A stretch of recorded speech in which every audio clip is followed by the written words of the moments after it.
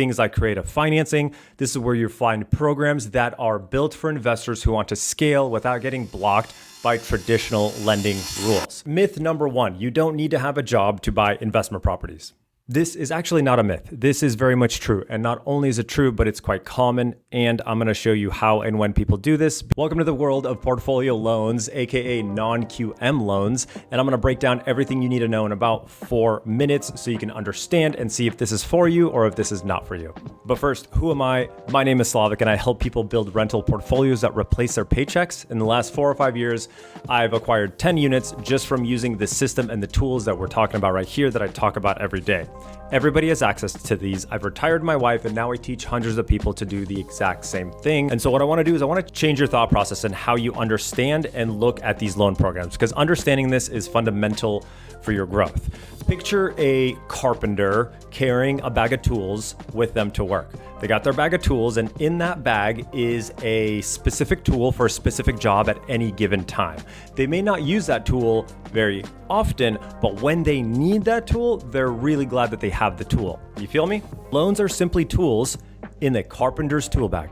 Different situations require different tools, and without that tool, you would struggle to get your job done. That's what loan programs are. They're just different ways to accomplish the same task and acquire assets. And inside that tool bag or that bag of loans, there's 2 buckets. Bucket number 1 is where 90% of the people fall into. This is your strict lending rules. This is your conventional, this is your FHA, VAs, all of these programs that have been around for a very long time that are fundamental to acquiring units, but maybe you just can't use it right now. This video is not about those loans. This video is about loans in bucket number 2.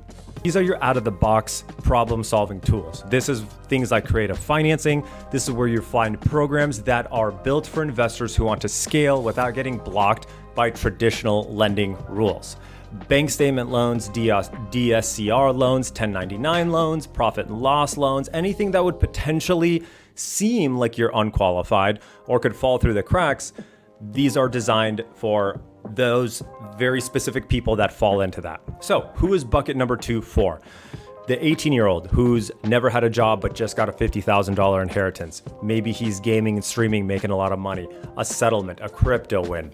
Or someone who just switched from a W-2 to a 1099 and hasn't filed a tax return yet. The business owner who writes off everything. The classic entrepreneurs who claim $50,000 of income but actually take home like $300,000. Somebody who's just monetizing for the first time off social media or any other kind of adult media and has recently started to receive big checks and they don't know what to do with all that money. This program is for you. It allows you to trade that money for a bigger asset while the getting's good.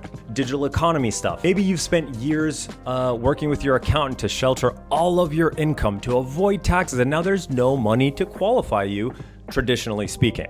This is for you. Or as simple as you're running a business for the first year, the deposits are great, but you don't have any taxable income. Or you're a serial rehab person, a fix and flipper who is turning properties every single month.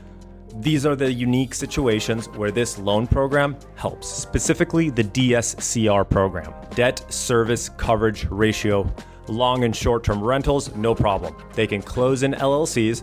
They do not require income for qualifying. No tax returns, no W-2s, no pay stubs, practically no nothing. It's a very low friction loan, meaning it's not invasive. It's not gonna feel like you're getting a financial enema because you aren't the one that's being qualified. Property is the one that's actually being qualified, and here's what that means. If the rental income on the property is larger than the mortgage payment, you qualify. That's it. That's your number 1 most important factor to keep an eye out for. And you might be thinking, well, that's pretty obvious. And it is. It's very obvious. In fact, it's so obvious it hurts. Lots of people do it all the time. You just don't know about it, which is probably why you're here watching this video. But there is a trade-off, and the trade-off is this. You need to have capital. You got to have money in the bank for the down payment. What does that look like? Generally between 15 and 25%. I say 25% because that's textbook for what most lenders require, conventionally speaking, in the conventional, traditional, federally insured world. Remember that bucket number 1 with the 90% of the people? That answer is 25% down for like a fourplex. But realistically, these portfolio programs have gotten better and better, and they're here to check a lot more boxes. Like, you can buy a fourplex right now for 15% down, and you don't live in it. That's what an investment means. That's crazy.